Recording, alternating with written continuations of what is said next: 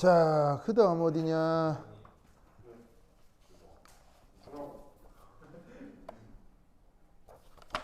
자, 113페이지 1.10.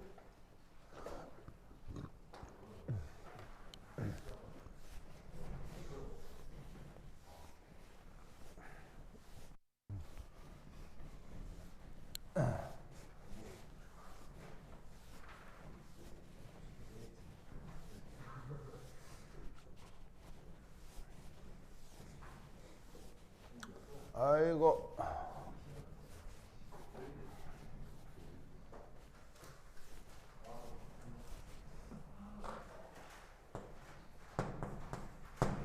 일 점 10.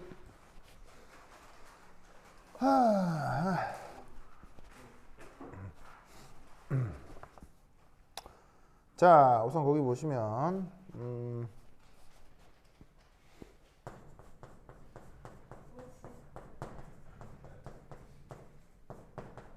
핵에서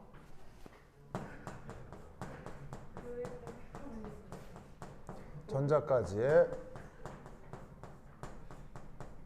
평균 거리.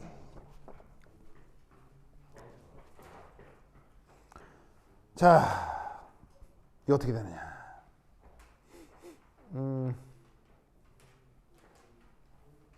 이렇게 되겠습니다. 바로 요렇게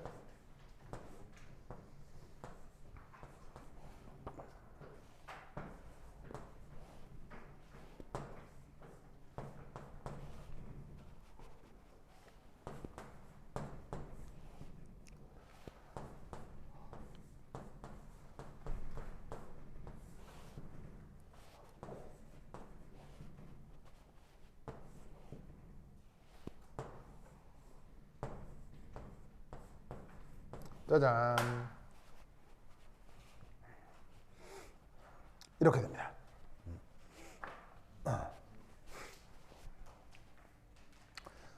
자, 우선 여기서 n은 뭐고 l은 뭐겠어요?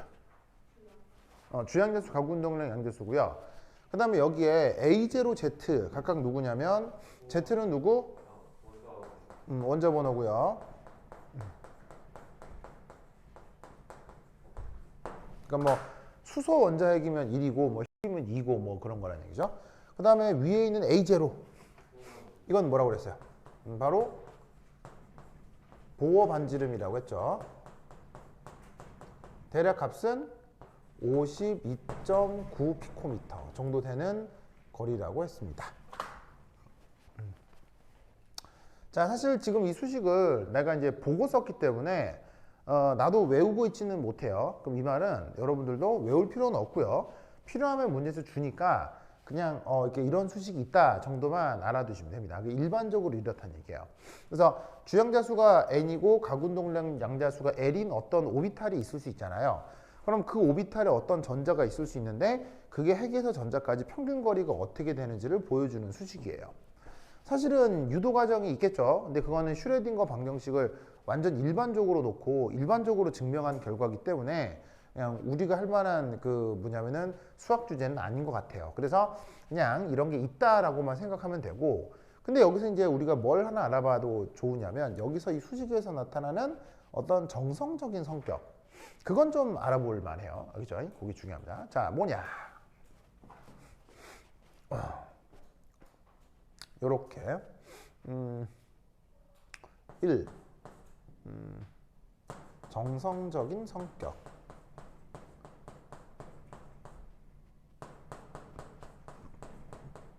첫 번째 1.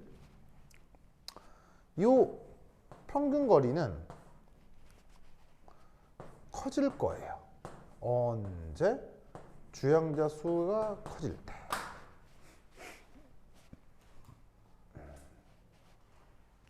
자, 왜냐? 주양자 수가 커진다. 그럼 어떻게 되겠습니까? 이게 커지면 이게 점점 작아지는 거죠. 내 앞에 마이너스가 있으니까 커지는 효과가 있는 거죠.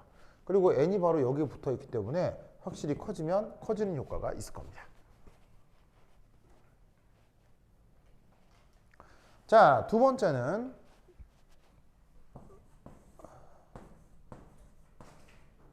이게 커집니다. 언제 커지냐면 가군동량 양자수가 작아질 때. 거꾸로 할까요? 거꾸로? 가군동량 양자수는 커질 때 작아집니다. 자, 왜냐? 가군동량 양자수가 여기 있기 때문에 이 값이 커지면 마이너스 턱에 얘가 작아진다 이런 얘기죠. 그래서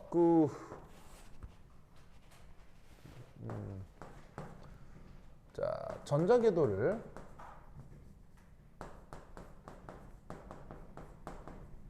모델링을 좀 해보면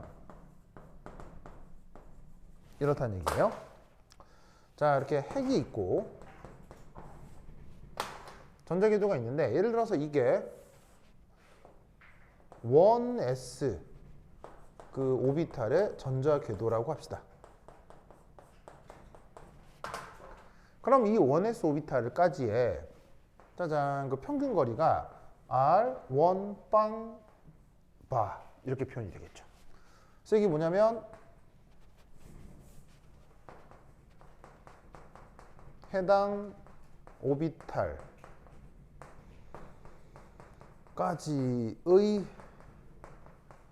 평균 거리인 거야. 그거를 이제 r로 나타내고 일종의 이제 뭐냐면 구껍데기처럼 지금 표현을 한 거지. 그럼 1s가 있으면 2s, 2p, 3s, 3p, 3d 이렇게 있을 거 아니야. 그럼 그걸 표현하면 이렇게 된다는 얘기예요. 바로 이게 2p라고 했을 때 이게 2s라는 얘기예요. 요게 3d고 3p고 3s라는 얘기예요. 무슨 말인지 알겠어요? 거리만 따지는 거니까 그 거리가 같은 점만 그냥 가상적으로 연결해 본 거죠. 그걸 이제 전자 껍질이라고 하는 개념으로 만들어지고요. 그래서 평균적인 거리가 같은 점만 이렇게 좀 평균 거리만 좀 표현을 해보면, 자 보세요. 1s보다는 2s, 2s보다는 3s가 핵에서 평균적으로 더 멀어요. 이거는 우리가 쉽게 예상할 수 있죠. 근데 재밌게도 3s보다는 3p가 핵에 더 가까워요. 3p보다는 3d가 평균적으로 핵에 더 가까워요. 무슨 말 알겠죠? 여기서도 마찬가지고 2s보다는 2p가 오히려 더 핵에 더 평균적으로 가깝다. 무슨 말 알겠죠? 그렇죠? 저런 일이 벌어집니다. 그래서 그걸 저 수식으로부터 알 수 있다. 다시요. 뭐라고요? 크게. 예를 들어 이런 거죠. 우리나라하고 일본의 평균 국민 소득 어디가 높아요? 일본. 우리가 높죠. 맞아요. 1인당이요? 예, 1인당 국민 소득 우리가 높죠. 예. 예, 그러니까 좀 넘어요. 예. 어우, 좋아요. 데이터 좋아요. 데이터 좋아요. 2010 몇 년에 2017년에가 역전됐거든요. 예, 여기 되는데 올해는 좀 더 많아졌고. 예. 근데 생각해보세요. 이거 뭐 우리 국민 소득이 더 높다고 해도 우리 평균보다 더 잘 사는 일본 사람 있죠. 무슨 말 알겠어요? 그리고 우리나라보다 평균 소득이 훨 높은 뭐 리히텐슈타인 뭐 이런 나라. 유럽에 가면 리히텐슈타인이라는 나라가 있거든요. 아니 룩셈부르크 이런 나라 있거든요. 그런 나라는 뭐 1인당 국민소득이 엄청 높아요. 무슨 말 알겠어요? 하지만 그 1인당 국민소득이 엄청 높은 그 나라에도 우리나라 사람 평균보다 못 버는 사람이 있을 거라고요. 그렇게 이해하면 될까요? 어디까지나 평균. 왜 평균이라고 얘기할 수밖에 없냐면 전자를 입자로 생각하지 않고 양자역학에서는 어떤 에너지와 파동의 형태로 전자를 표기하기도 하거든요. 전자를 에너지나 파동으로 표기를 할 때는 전자가 정확하게 여기 있다! 이렇게 얘기를 할 수가 없고 얘기했듯이 두루뭉실하게 이 근처에 있을 확률이 얼마다 라고 표현할 수밖에 없는데 그 확률로 표현했을 때 평균적인 거리를 얘기하는 거예요. 그럼 평균 거리가 여기면 거기보다 조금 더 멀리 존재할 수도 있고 좀 가까이 존재할 수도 있죠. 좀 다른 확률들을. 알겠죠? 그래서 지금 여기서 얘기하는 건 그러한 평균적인 확률이다 라는 걸 알아두시면 되겠습니다. 알겠죠? 오케이.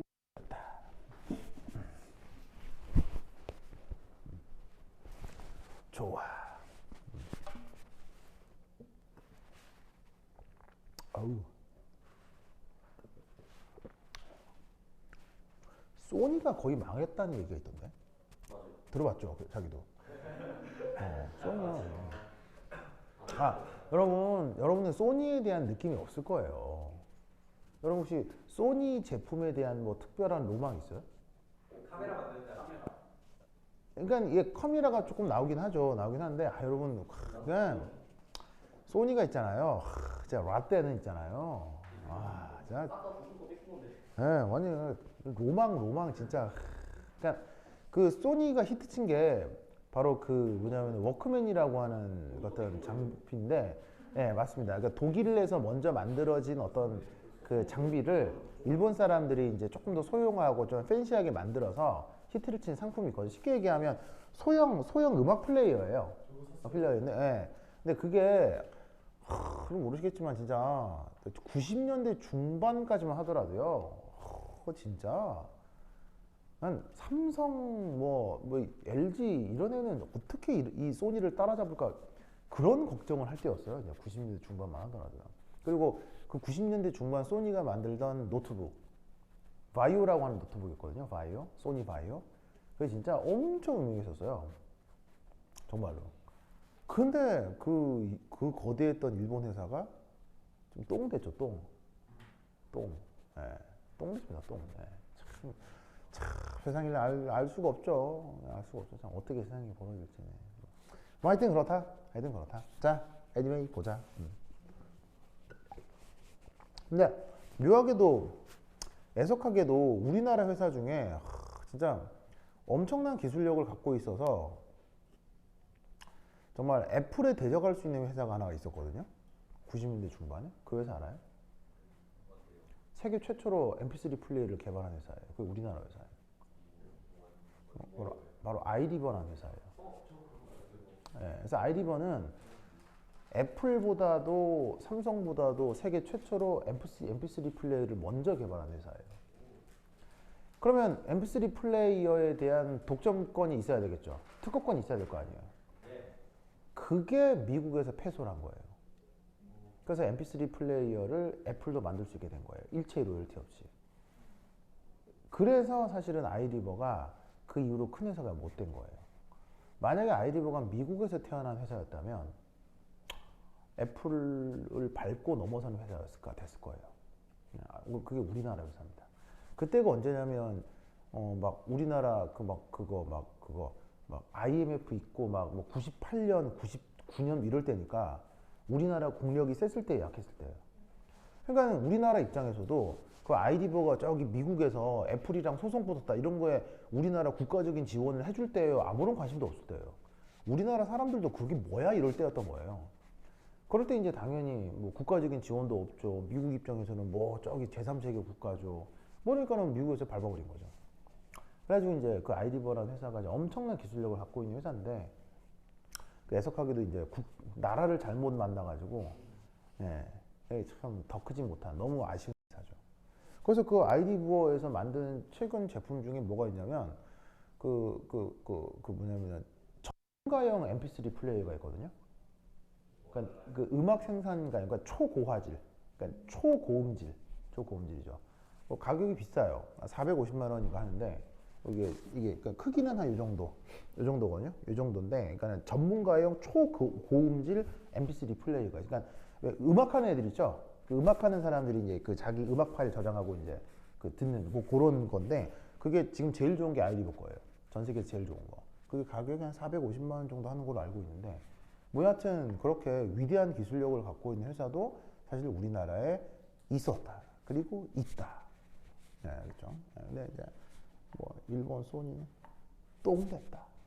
anyway, 자, 요거. 응? 네, 그래서 아이리버 되게 나도 아이리버 MP3 플레이 있었는데 뭐 어느 순간 다 그냥 휴대전화 쓰니까 요즘 MP3 플레이어가 뭐 큰 의미는 없는데. 뭐 여하튼. 자, 보자. 자, 이 전자기도 모델링 이제 아시겠죠? 그래서 상대적으로 ES보다는 EP가 더 가깝다. 이거 알아두시고요. 그래서 이제 거기에 어떤 걸 하나 해보려냐면 연습 문제 6 한번 해볼게요.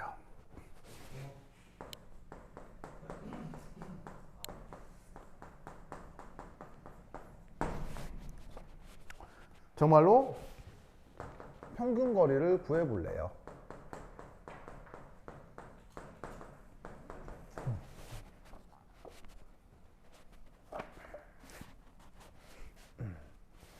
자, 그래서 거기 이제 뭐가 나오냐면 이게 나오네요.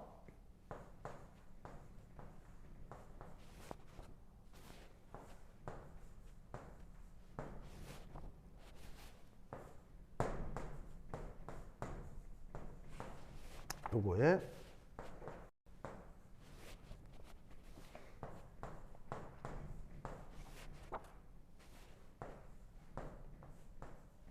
짜잔 이렇게 되고 이때 이 로는 EZ over NA0 곱하기 R. 자, 이렇게 표현한 R 이걸 무슨 파트라고 했죠? 레디얼 파트.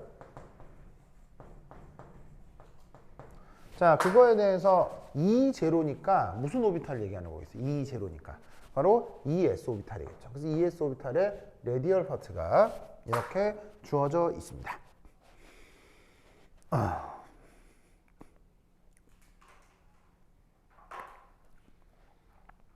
아시겠죠? 자, 이때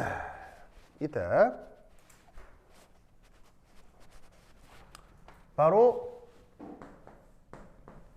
ES 오비탈에 대한 핵에서 전자까지의 평균 거리를 알고 싶다 이런 말이죠. 무슨 말 알겠죠? 자, 그래서 이제 풀자. 그러면 이게 ES 오비탈 거니까 예를 들어서 자, 이 결과를 그대로 이용하면 된다는 얘기예요. R 한 다음에 2,0바 이걸 계산하면 된다는 얘기예요. 2,0바. 그럼 2,0바면 여기다가 어떻게 하라는 얘기예요? n에다가 2 알겠죠? l에다가 0 알겠죠? 이게 넣으면 된다는 얘기예요. 2, 0 이게 넣으면 어떻게 되는지 한번 볼까요? 자, 2 넣으면 어떻게 돼? 2.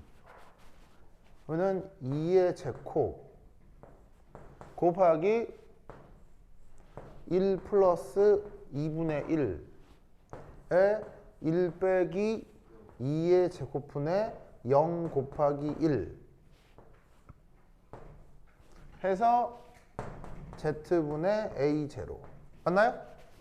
계산하면 z분의 6a0가 나오겠네요. 맞죠?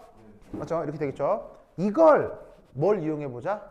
양자역학적인 계산을 실제로 한번 해보자는 거예요. 그래서 진짜로 이 레디얼 파트를 이용하면 요 z분의 6a0를 구할 수 있는지 한번 살펴보자 이런 얘기죠. 알겠죠? 자, 그러면 아까도 이제 뭐냐면은 저기 완주 오빠가 앞에서 했던 수학적인 과정이 좀 야리까리하다, 좀 생각날지 모르겠다 해서 또 앞에 있는 그 앞에서 했던 그 수학적인 과정을 살짝 복습도 하고 프로도 보고 하도록 하겠습니다. 알겠죠? 자, 완주 오빠 이거 보세요. 이것만 잘 기억해도 앞에서 했던 거 다 정리가 돼요. 알겠죠? 완주 알겠죠? 좋아 좋아. 자, 그럼 이때 우선 첫 번째 이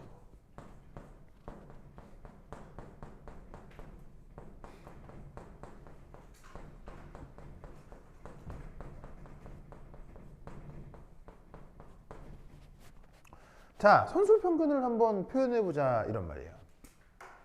자, 예를 들어서 1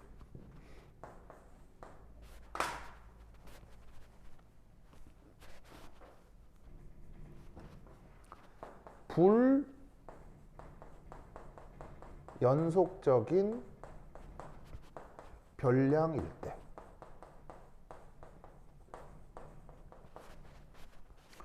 자, 얘를 이제 어떻게 표현하냐면 자, 뭐 예를 들어서 여러분 이거 얘기하면 여러 번 보여드린 적이 있는데 1, 2, 2 예를 들어서 어떤 사람이 실험을 5번 했어요.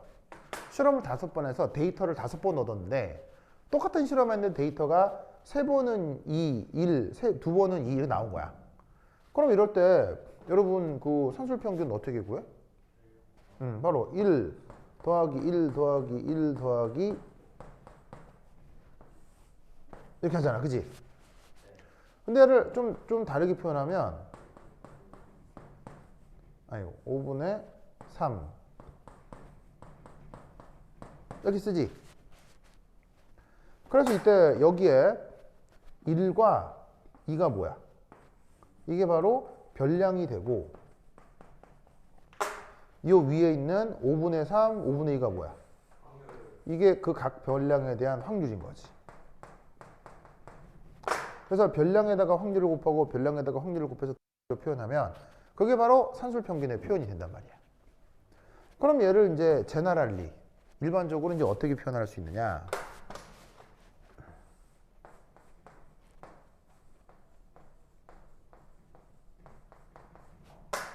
바로 합을 하지. 1에서 X까지. 바로 XI, PI. 알겠죠? 알겠죠? 그래서 뭐냐면 예를 들면 이제 그리고 이 P가 뭐 이렇게 표현해도 돼요. 바로 XI의 확률. 그래서 별량이 XI인데 그때의 확률을 PXI라고 해보자 이런 말이야. 그럼 이때 어떻게 된다? 그 둘을 곱해서 1번부터 끝번까지 쭈르륵 더하면 산술평균을 구할 수 있다는 얘기지. 무슨 말 알겠죠? 알겠죠? 그래서 이때 지금 주어져 있는 요 P가 바로 각 별량에 대한 확률인데 얘가 어떻게 표현될 수도 있냐면 어디 줄까? 자, 여기 줄게요. 여기 줄게요. 여기 줄게요. A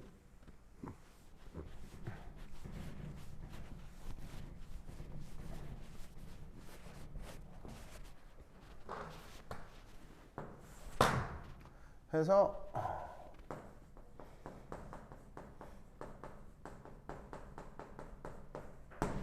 가지고는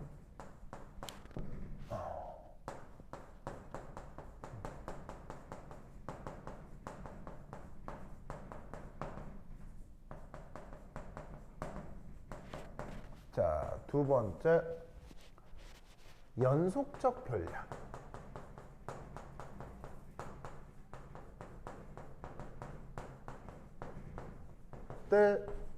짜잔. 자, 이 표현이 뭐냐면 이렇게 x라고 그 별량을 얘기하고요. 위에 붙은 바, 짝대기가 산술 평균을 얘기하는 거예요. 그럼 얘는 어떻게? 적분으로 바꿔서 xi부터 xf까지 별량을 px랑 곱해서 x에 대해 적분하는 거예요. 이렇게 해주면 연속적으로 움직이는 별량에 대해서 산술평균을 구할 수가 있죠.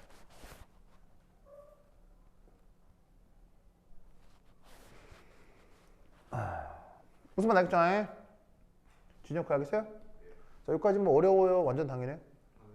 완전 당연하죠. 주원이 당연하죠. 좀 대단해요. 좀 멋져요. 자, 그럼 이때 여기서 3 양자역학적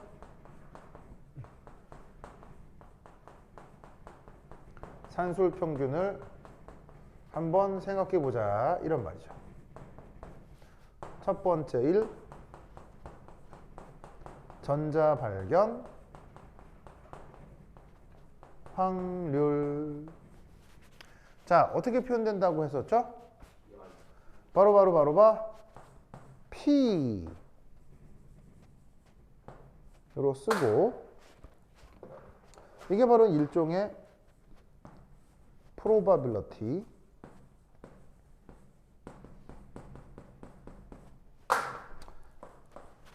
자, 이게 어떻게 표현된다고 했었냐면 바로 봐.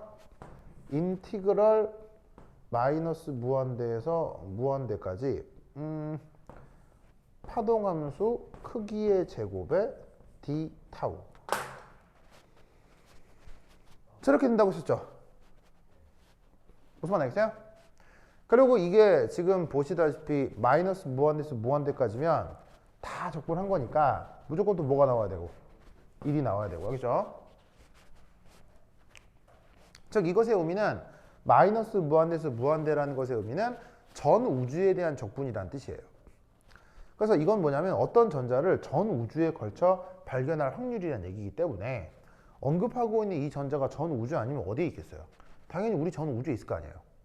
그러면 당연히 그걸 전 우주의 어딘가에서 발견할 확률은 1이 돼야 된다 이런 말이야. 무슨 말 알겠죠? 그러면 여기서 알 수 있는 게 뭐냐면 봐봐. 연속적 별량을 적분을 할 때 어떤 별량에다가 확률을 곱하잖아. 이 확률에 대한 그 부분이 바로 이걸로 표현된다는 얘기지. 무슨 말인지 알겠어요? 그래서 여기서 이 파동함수의 크기의 제곱 이게 바로 여기에 곱해 들어가는 확률의 그 양자역학적 표현이 될 수 있다는 얘기예요. 알겠죠? 그런데 이거를 우리가 어떻게 배웠었냐면 이렇게 배웠지. 바로 인티그럴 하면서 여기 있는 파동함수를 뭐로? 레디얼 파트와 그 다음에 앵귤러 파트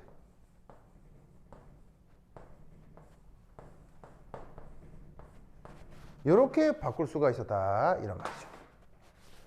그리고 여기에 있는 요 D타우 요거 대신에 우리는 어떤 표현을 썼었죠? 바로 R 제곱 사인 시타 dr d 시타 d 파이 이걸 썼었다 이런 말이에요. 네. dr d 시타 d 파이.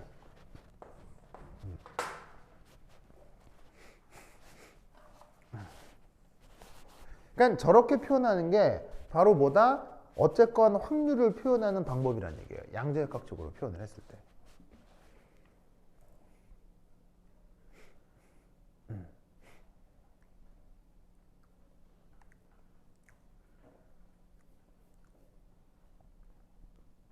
뭐만 아시겠죠? 알겠죠?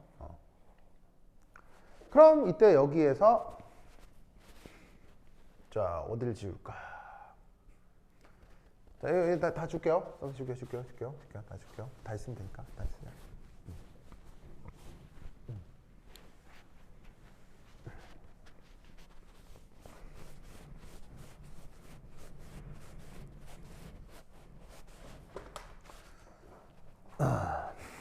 그럼 이때 이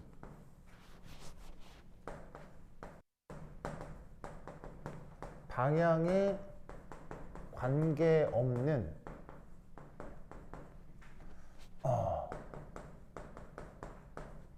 평균 거리 NL 알파 구하기. 자, 이거 잘 보세요. 방향에 관계없다는 게 무슨 말이겠어요? 바로 모든 방향을 포함하겠다는 얘기예요. 그러면 이때 저기에 있는 RNL 바 이걸 어떻게 표현하라는 얘기냐면 이렇게 표현하라는 얘기예요. 조금 밑에다가 내려다 써야 되겠다.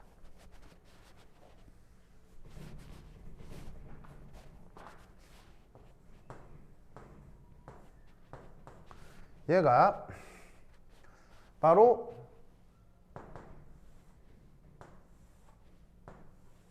삼중적분에 대해서 R 제곱 NL R 맞았어.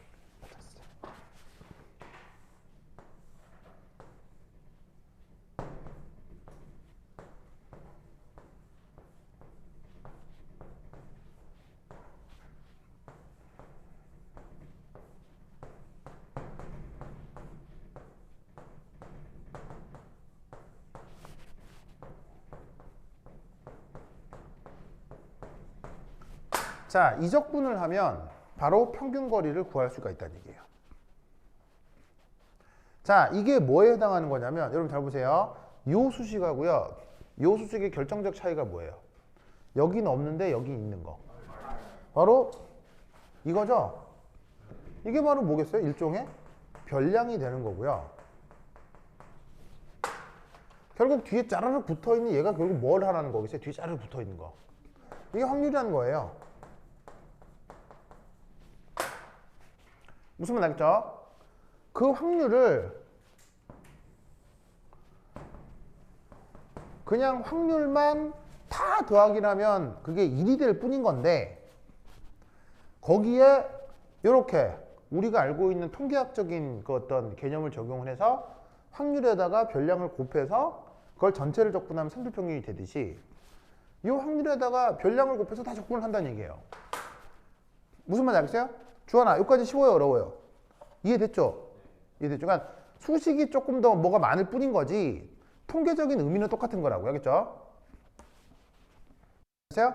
그래서 이런 식으로 저 산술평, 그러니까 이거를 보여준 게 바로 이거라는 얘기예요. 그럼 여기에 있는 뭐만, 이 레디얼 파트, 그 다음에 앵귤러 파트가 일반적으로 어떤 관계식이 주어지면 수학이 잘 되면 이걸 일반적으로 이렇게 풀어낼 수 있다는 얘기죠.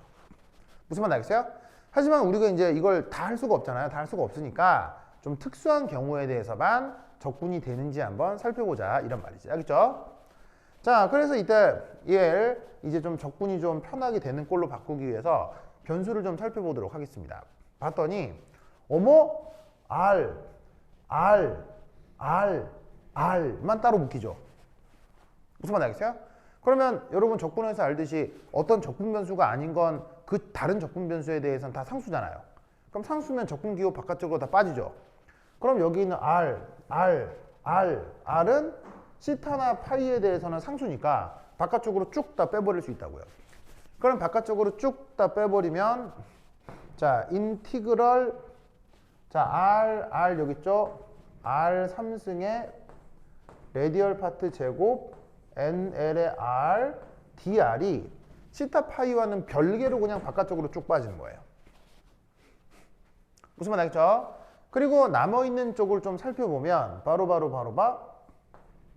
y제곱 L ML의 시타 파이 사인 시타 D 시타. 우선 적분 변수가 시타가 있죠. 무슨 말이겠죠? 얘를 적분을 하는데 자 시타의 의미는 저번에도 여러 번 얘기했지만 위도예요, 경도예요? 위도라고 했죠. 그럼 위도는 그 변역이 몇 도에서 몇 도까지예요? 0에서 파이까지죠. 그러면 이 적분을 해. 이 적분을 완결하는 거야. 이 적분을 완결하면 이제 어떤 변수만 상수처럼 바깥쪽으로 빠져나오겠어? 파이 변수가 상수처럼 바깥쪽으로 빠져나오겠지. 이게 어떤 함수로 결정이 되면. 무슨 말 알겠어요? 그럼 파이 변수가 바깥쪽으로 빠져나오면 그걸 다시 뭐에 대해서 요 파이에 대해 적분하라는 명령인 거야. 무슨 말 알겠죠? 그러면 그 파이는 적분 구간이 어디서부터 어디까지야? 자, 파이는 위도야, 경도야? 경도지. 경도는 어디서 어디까지? 0에서 2파이. 무슨 말 알겠죠? 그리고 평균 거리를 구해야 되는데 거리는 그 변역이 어디서부터 어디까지야? 거리는 그 변역이 0에서 무한대까지지. 마이너스 거리는 존재하지 않죠. 바로 이 계산을 해주면 이게 바로 뭐다? 핵에서 어떤 NL 오비탈까지의 평균 거리가 나온다 이런 말이에요. 무슨 말 알겠죠? 그렇죠? 그런데 수학자들이 놀랍게도 요만큼을 또 따로 미리 계산해 놨어요. 바로 레디얼 파트 제곱 다시 얘는 레디얼 파트고 얘 무슨 파트지? 앵귤러 파트를 제곱을 해서 그걸 사인 시타를 곱해서 시타는 0에서 파이까지 파이는 0에서 2파이까지 적분하면 이게 항상 뭐가 된다고 했어? 항상 1이 된다고 했지. 이게 사실 어디에 나오냐면 표 1에 나와. 거기에 보면 모든 y에 대해서 0에서 파이까지 0에서 2파이까지 중적분을 하면 항상 1이 되도록 모든 앵귤러 파트가 조작이 돼 있어. 무슨 말 알겠죠? 알겠죠? 그 말은 평균 거리를 계산해라. 결국 뭘 계산하라는 거야? 이걸 그냥 계산하라는 거야.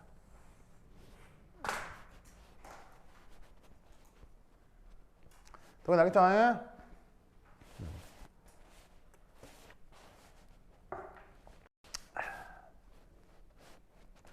자, 그럼 이때 여기서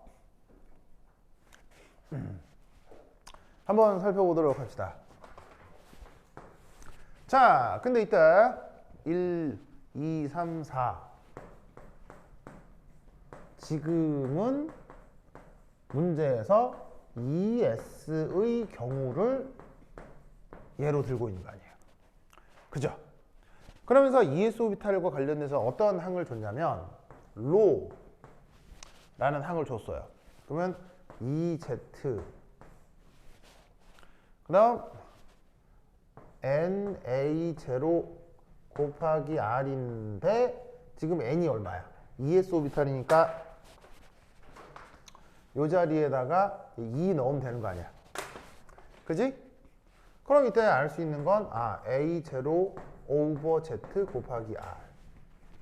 그럼 이 말은 무슨 말이냐면 바로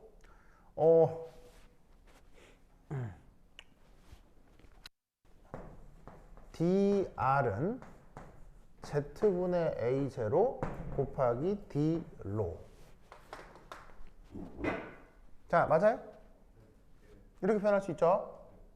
그래서 지금 뭐냐면 거리에 대한 어떤 적분 변수를 로에 대한 적분 변수를 바꿀 때 요만큼의 상수가 들어간다는 얘기지. 무슨 말 알겠죠? 알겠죠? 그러면서 지금 저 뭐야? 잘려요, 안 잘려요? 안 잘리죠? 봐. 저 승모 잘 들린대요? 승모야 잘 들려요? 잘 들리나? 슝구리당당 슝모모. 슝모야 잘 들려요? 잘 들린대요. 잘 들린대요? 그래. 좋아. 잘했어. 강지원. 오늘 공부. 왜요? 공시생이 뭐예요, 공시생? 왜요? 좀 보면 안 돼요? 좀 보여줘봐요. 이거는 제 목숨보다 소중한 거예요. 정말요?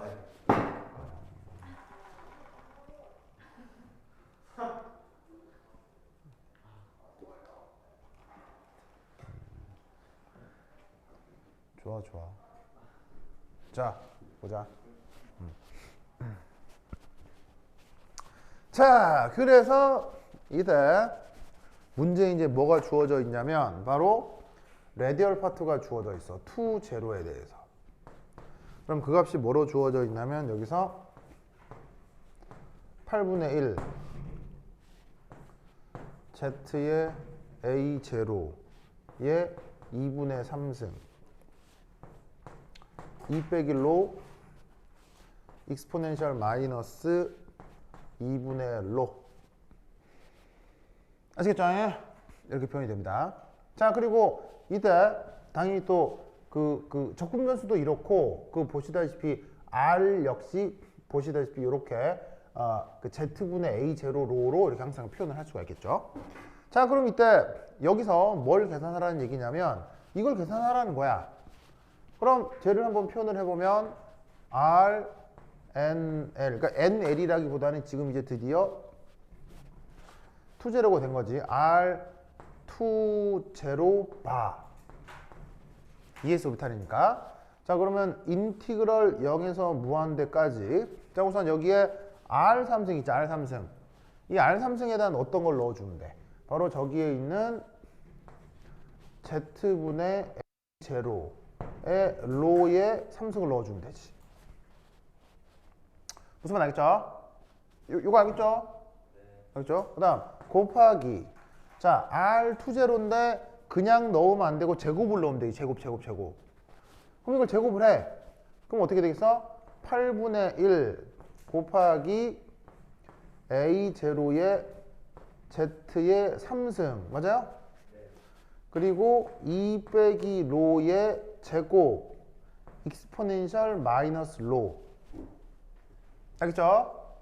그리고 마지막으로 여기 있는 적분 변수 dr 이 자리에 뭘 넣어주면 돼? dr 여기 있잖아. 이게 치환적분이잖아. 치환적분이니까 a0 z의 d로 이렇게 이제 표현이 된다 이런 말이죠.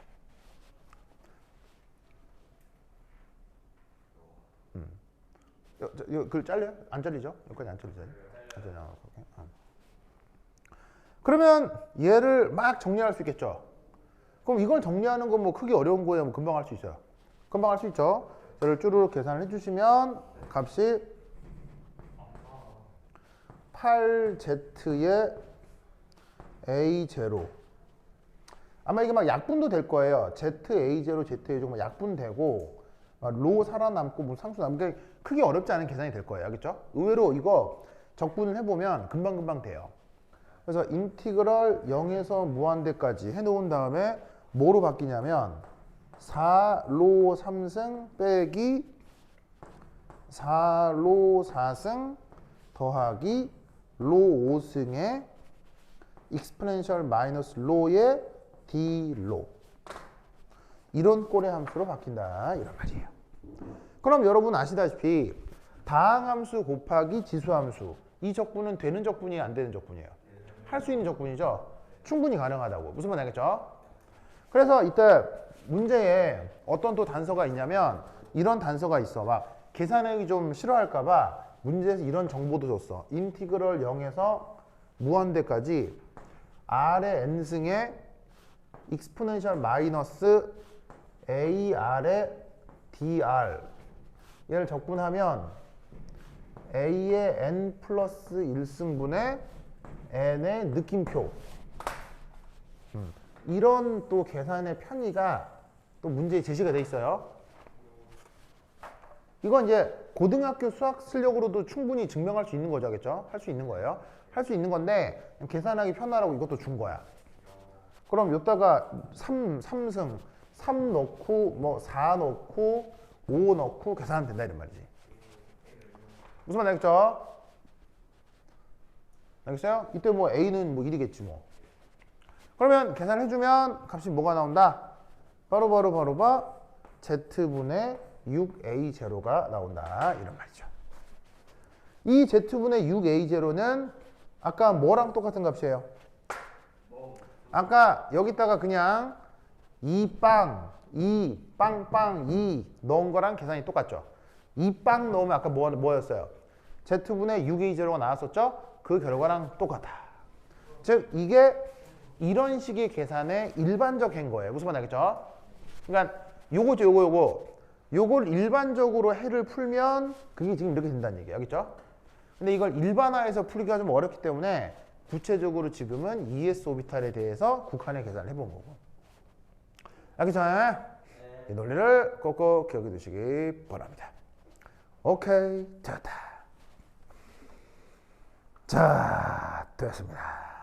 이 논리를 잘 기억해 두시기 바래요. 오케이, 됐다.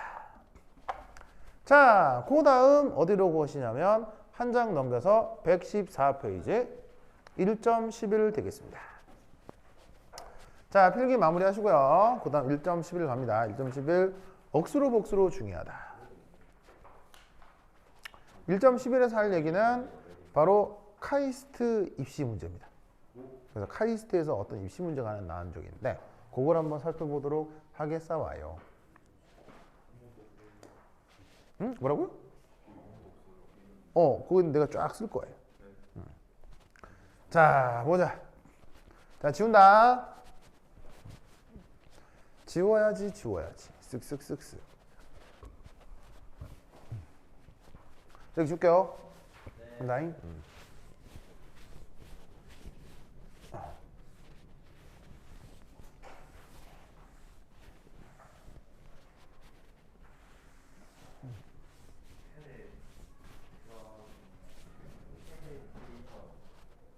뭐라고요?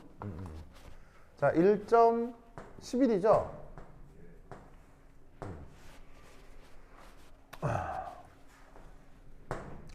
바로 S 오비탈의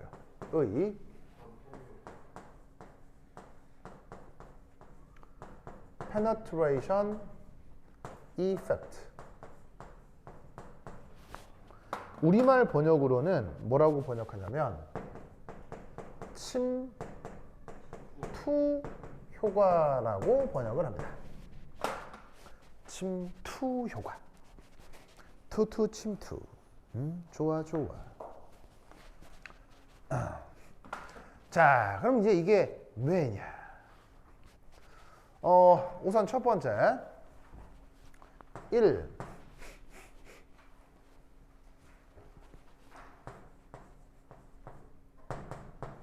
radial distribution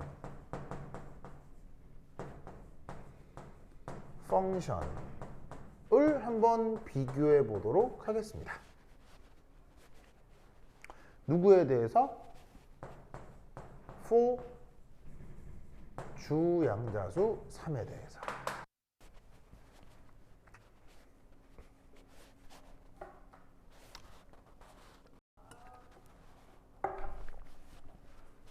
자, 여러분, 레디얼 디스트리뷰션 펑션은 어떻게 정의되는 거죠?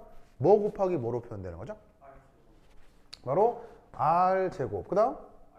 R제곱. 적분 변수는? 아니, 적분 변수는 안 돼. 이 변수는 그냥 R. 자, 레디얼 파트는 어떤 주양자수로 결정돼요? N과 L로 결정이 되는데 지금 N을 뭐로 잡자?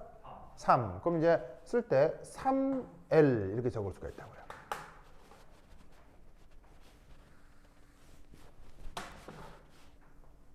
(3L) 변수는 R.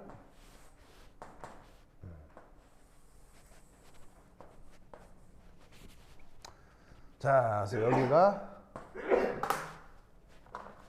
점점 원점이고요.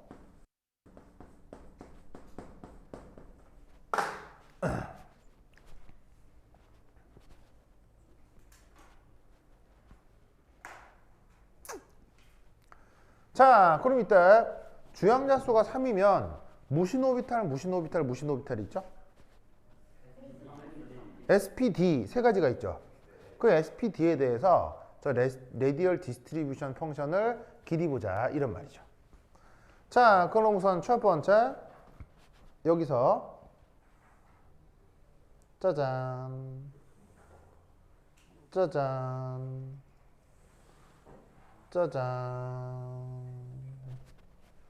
자, 이렇게 내가 우선 핀색으로 그린 거 보시죠? 핀색. 자, 이 핀색으로 그린 게 뭐? 3S야. 알겠죠? 애슈 3애슈. 그래서 이때 계산에 의하면 그 3S 오비탈까지 존재하는 전자의 평균적인 거리는 빠루빠 대략 한 이쯤 나와. 그래서 이게 R3S의 바.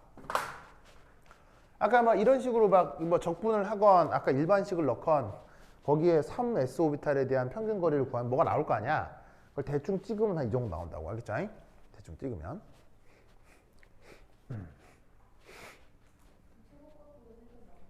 다시 뭐라고요? 네, 약간 뒤쪽에. 뭐 3령도 상관없어요. 근데 그 SPD라고 쓰는 게 눈에 또 빨리 들어와서 그 3S 이렇게 썼습니다.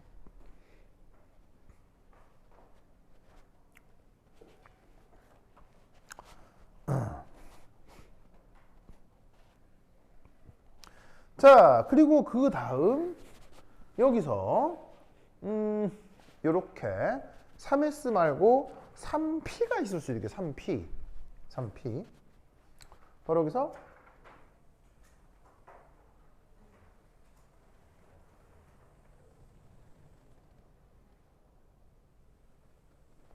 이렇게 파란색으로 그려진 게 이게 3P에 대한 경우입니다. 아시겠죠? 그럼 이 3P 오비탈에 대해서도 뭐가 나타날 수 있겠어요? 이런 식으로다가 평균거리가 나타날 수 있겠죠. 그게 대략 찍으면 요 정도. 아니요. 그게 교점 아니에요. 네, 교점 그런 거 아니에요. 대충 그린 거예요. 교점 이런 건 아무런 의미가 없어요. 아무런 의미 없어요.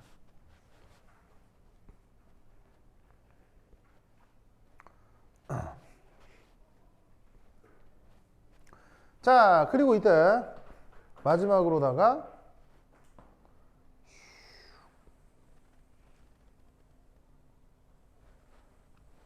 이렇게 그린 게 3D. 3D에서의 보시다시피 평균거리는 대략 또한 이쯤이에요.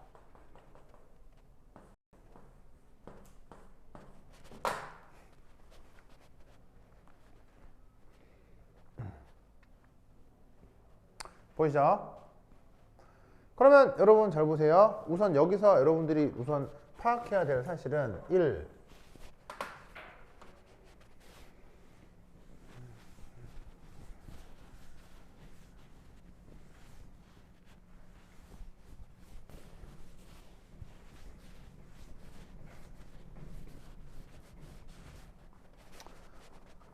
바로 레디얼 노드가 나타나죠.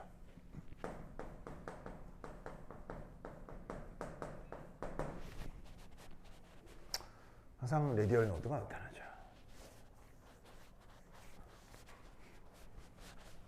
그래서 레디얼 노드가 항상 그 개수가 몇 개죠? n 빼기 l 빼기 1개죠. 그래서 보시다시피 3s는 레디얼 노드 2개, 3p는 1개, 3d는 나타나지 않을 거예요. 자, 우선 그거 확인했어요? 그래서 3s 오비탈의 경우 레디얼 노드 어디에 있어요? 여기 있죠? 그리고 여기 있죠. 그래서 레디얼 노드, 알겠죠? 여기 이제 레디얼 노드. 그리고 또 어디가 레디얼 노드냐면 여기가 또 레디얼 노드예요. 레디얼 노드. 그래서 3s는 2개, 3p는 지금 1개. 레디얼 노드가 나타난다는 거 알겠죠? 그리고 3d의 경우는 레디얼 노드가 0개. n, l 빼기 1 여기에 넣으시면 금방 알 수 있습니다.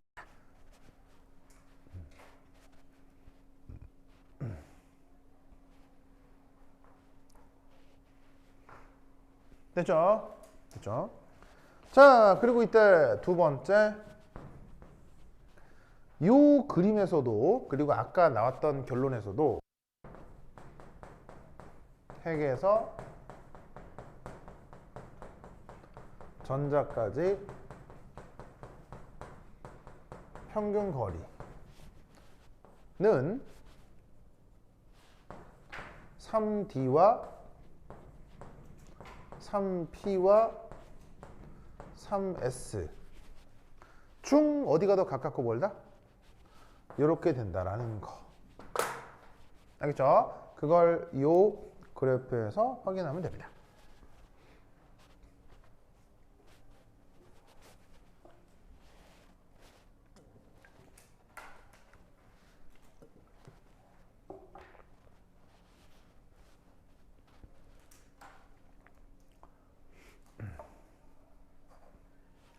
뭔 말인지 아시겠죠? 알겠죠?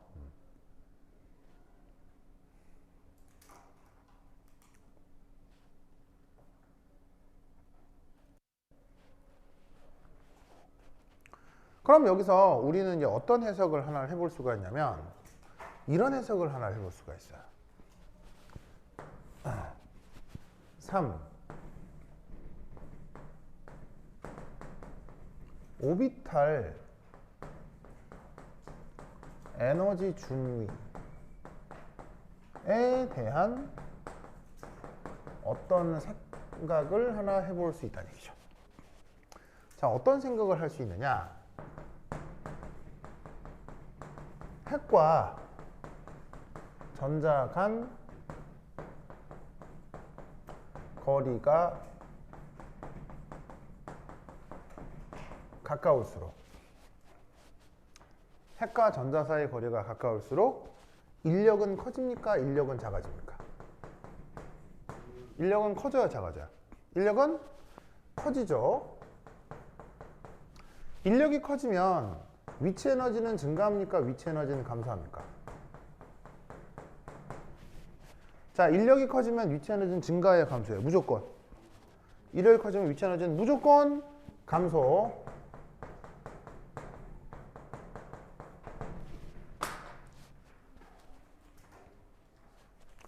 무슨 말 알겠어요? 자, 뭔 말이냐면 이게 지구, 물체, 어? 지구에 가까울수록 인력이 커요? 멀수록 인력이 커요? 가까울수록 인력이 크죠?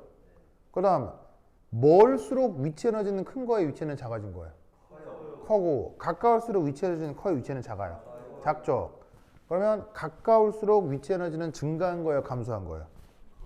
감소, 알겠죠? 어려운 거예요? 당연한 거예요? 당연한 거야, 알겠죠? 당연한 거야. 그러면 우리는 어떻게 생각을 해볼 수가 있냐면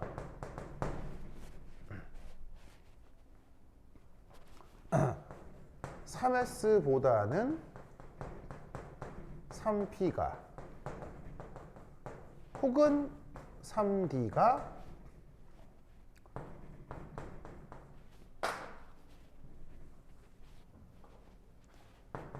더 안정한 에너지 준위를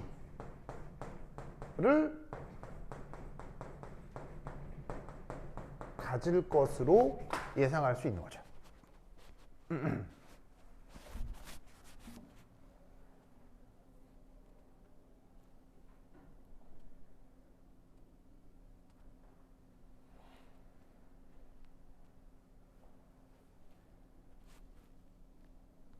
무슨 말인지 알겠어요? 자, 어디가 더 가까워요, 핵에서? 3D가 더 가깝죠? 가까우면 인력이 더 크고 위치 에너지가 작아져야 된다고요. 자, 여기까지 되게 이상해요. 아주 그럴듯해요. 아주 그럴듯하죠? 아, 이상해요? 그럴듯하잖아요. 근데 서울이 베타올리 이러면은 에너지 작은 것부터 전자를 채워야 되는데 그렇죠. 3S 먼저 채우잖아요. 그렇죠. 어? 네, 근데 그 정도 안 돼. 진짜로요? 그 얘기를 하려고요. 아, 그 얘기를 하려고요. 무슨 말인지 알겠어요? 그러니까 1번에서 2번만 보면 그럴듯하냐고요. 그럴듯하잖아요. 그럴듯하잖아. 그런데 실제로는 3S, 3P, 3D 중 누가 에너지가 제일 안정해요? 3S, 3P, 3D 중 누가 에너지가 제일 안정해요? 바로 3S, 3P, 3D는 에너지 준위가 같죠?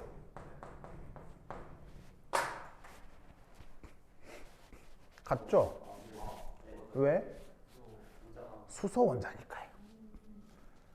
3S가 더 안정하다는 건 다전자. 아직 다전자 안 갔어요? 수소 원자는 다 같죠. 무슨 말 알겠죠? 알겠죠? 보시다시피 저기에 있는 주양자 수가 같으면 에너지 상태가 똑같다고 했죠? 그래서 수소 원자에서는 보시다시피 3D가 더 가깝기 때문에 3D가 더 안정할 것 같은데 실제로는 다 같다고. 이상하지? 이상하지? 그러면 이걸 해결해야 될 어떤 이론을 만들어야 되겠지. 그래서 만들어 붙인 이론이 바로 페네트레이션 이펙트예요. 무슨 말 알겠죠? 자, 뭐냐? 바로 이겁니다. 이 핵 근처 영역.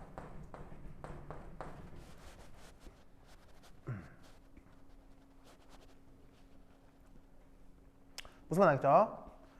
핵 근처 영역에서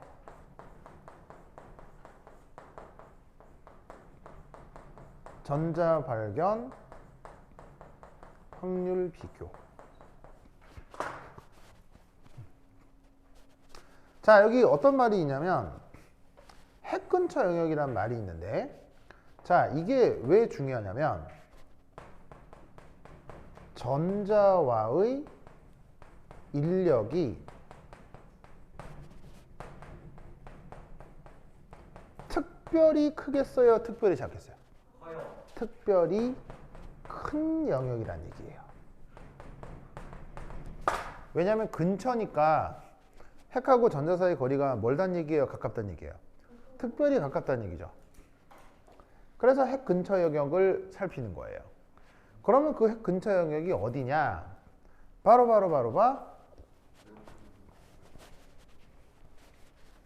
짜잔, 여기를 얘기하는 거예요.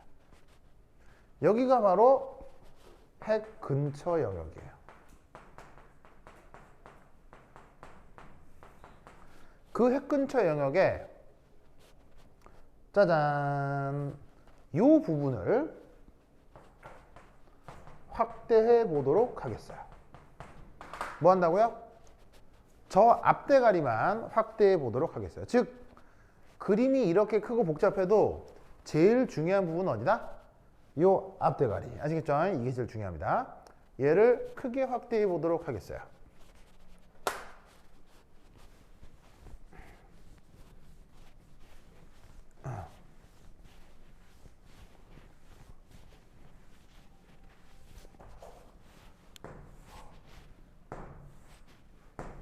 자, 바로 R 제곱 R 3L 제곱 R 그래서 거리 0은 진짜 핵이 있는 자리고, 거기에 대해 짠, 여기가 바로 핵 근처 영역이야. 저 앞대가리만 확 확대해서 그린 거지. 그러면 그게 여기서 알 수 있는 사실은 뭐냐면 바로 짜잔, 이게 3S고 짜잔, 이게 3P고 짜잔, 이게 3D라는, 아시겠죠? 아예? 자, 확대하면 이렇게 되는 거 알겠죠?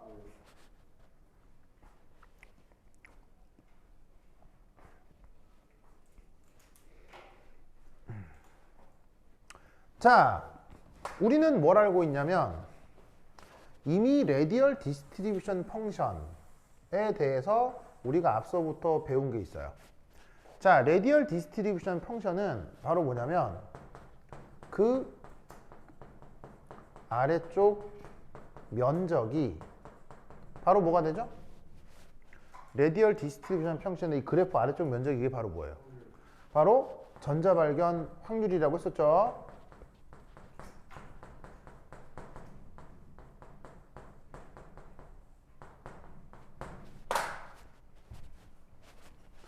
그럼 이때 잘 보세요.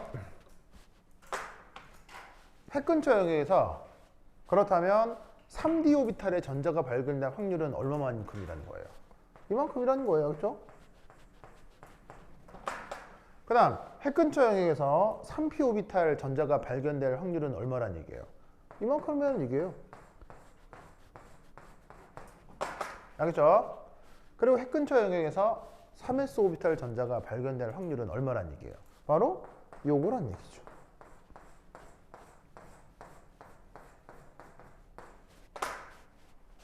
무슨 말 알겠죠? 그래서 우리는 여기서 어떤 해석을 할 수가 있느냐? 바로 첫 번째 1.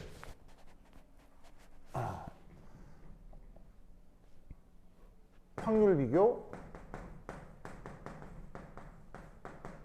바로 3S, 3P, 3D 중 어떻게? 어디가 월등히 더 크다? 3D보다는 3S 쪽으로 갈수록 월등히 크다라는 걸 계산으로 알아낼 수 있는 거예요. 근데 이 계산 결과에 대해서 이건 참고로 좀 알아두세요.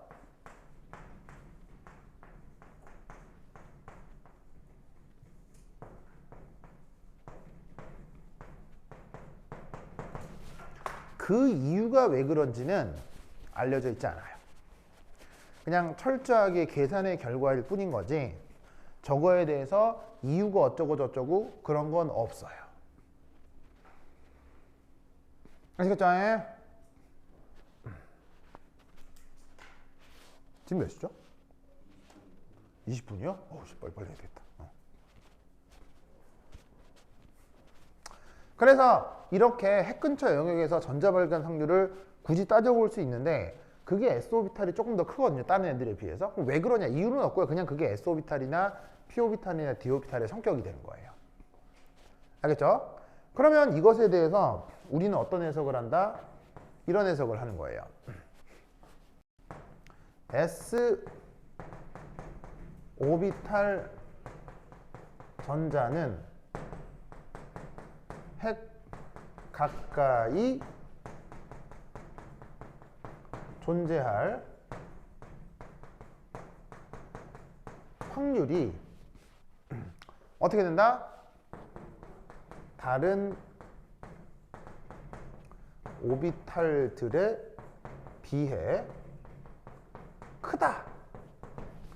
그리고 확률이 큰 만큼 진짜로 핵 근처에 자주 있다는 얘기예요? 자주 없다는 얘기예요? 자주 있다는 얘기지. 그걸 어떻게 표현한다? 이렇게 표현하는 거예요.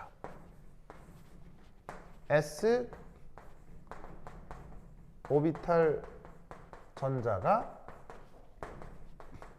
핵 가까이 침투한다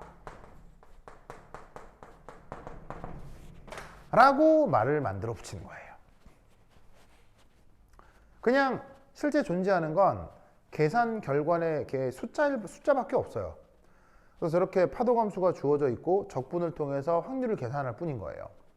확률을 계산했더니 저기에 있는 s 오비탈 전자가 핵 근처에 존재할 확률이 그냥 확률이 높은 거지. 근데 그냥 확률이 높다고 하면은 좀 이게 느낌이 안 사니까 마치 그냥 저 전자가 움직여서 핵 안으로 들어와 버리는 것처럼 의인화해서 그냥 표현을 한 게 바로 저 s 오비탈의 침투 효과예요. 무슨 말 알겠죠? 그냥 확률이 높다를 의인화한 표현을 바로 침투 효과라고 생각해 주시면 됩니다. 무슨 말 알겠죠? 그러면 이것으로 우리는 어떤 생각을 할 수가 있냐면 이렇게 됩니다.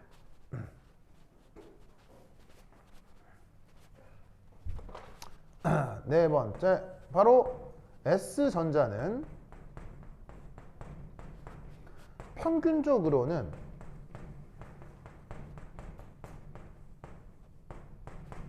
핵에서 멀지요. 자, 뭐 굳이 비교 대상을 고르자면 D요. 알겠죠? 뭐 3인축이니까 3S라고 합시다. 3D라고 합시다. 무슨 말 알겠죠? 그걸 보여주고 있는 게 저 레디얼 디스트리뷰션 펑션의 전체 모습이고요. 그래서 3S전자는 평균적으로는 핵에서 멀게 배치되지만 어떻게 된다? 핵 가까이 존재할 확률이 더 커서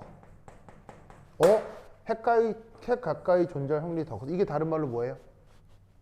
핵 가까이 존재할 확률이 더 크다. 이걸 다른 말로 침투 효과.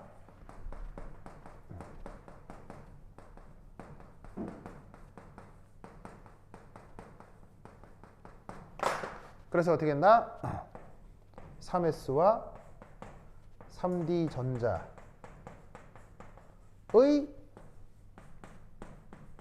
에너지 준위가 같아지는구나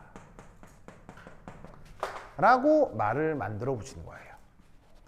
평균 거리만 보면 3D가 더 가까워서 3D 전자가 더 안정할 것 같지만 침투 효과가 3S가 생기면서 전체적으로는 어떻게 된다? 같아진다. 에너지 준위가. 무슨 말 알겠죠? 이 논리를 꼭꼭 기억해 두시기 바랍니다. 오케이, 됐다. 알겠죠? 이거 무슨 반지 아시겠어요? 선이요. 아, 좋아. 이게 뭐예요? 진짜로요? 진짜로요? 진짜로요? 아니 근데 이렇게 이름을 적어줘요? 해줘요 이렇게? 오, 좋구나. 혹시 나중에 갈 수 있으면 정가연, 정가원도 한 2개 해주세요. 알겠죠? 가연이 이런 거 좋아하거든요. 자, anyway. 자, 저 말 뜻 아시겠어요? 아주 그럴듯해요. 그렇지. 승모는 그럴듯하다고 하잖아요. 진짜 여러분들 말이야.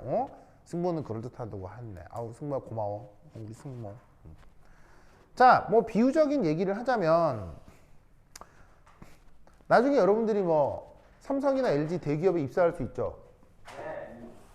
그럼 삼성이나 LG 대기업 입사하면 요즘 그러니까 어디까지나 이거는 박사하고 나서예요.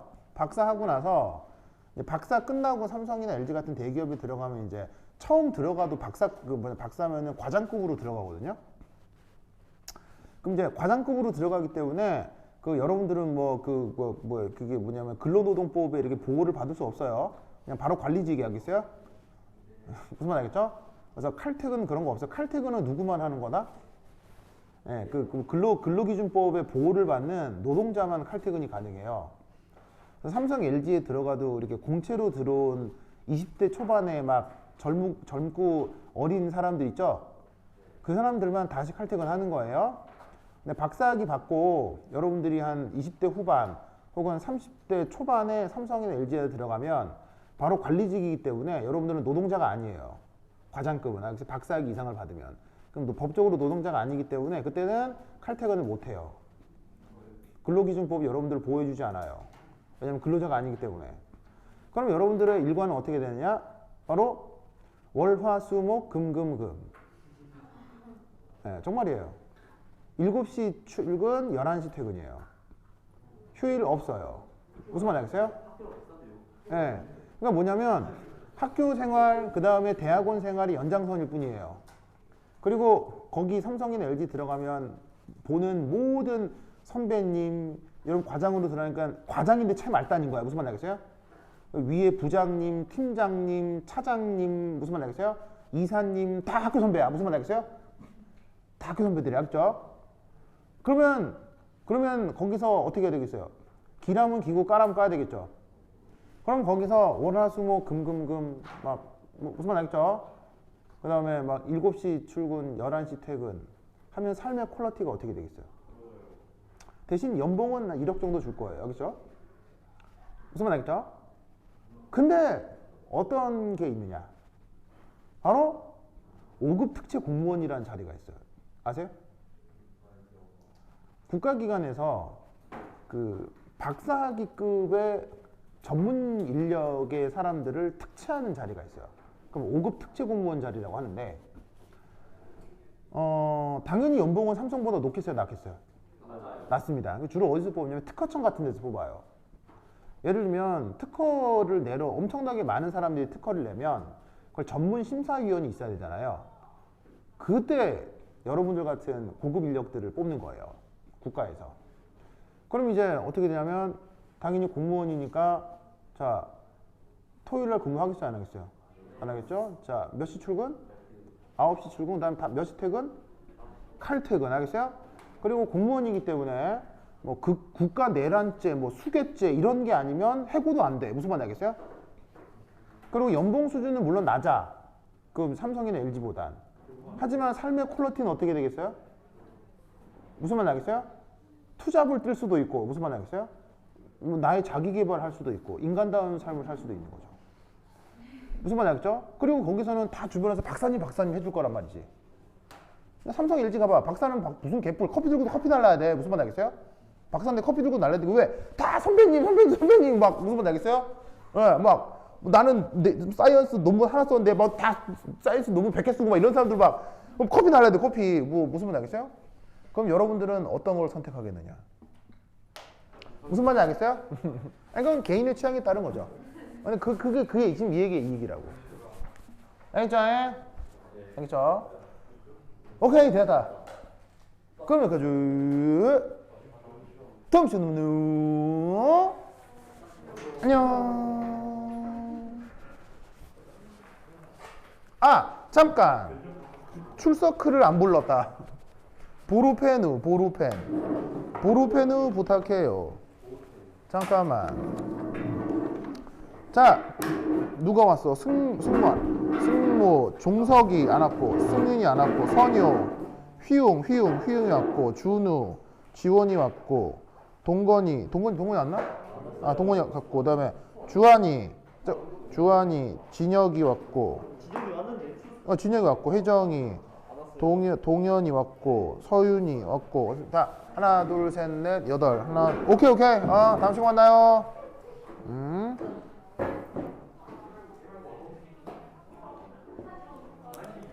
됐어. 네. 왔어.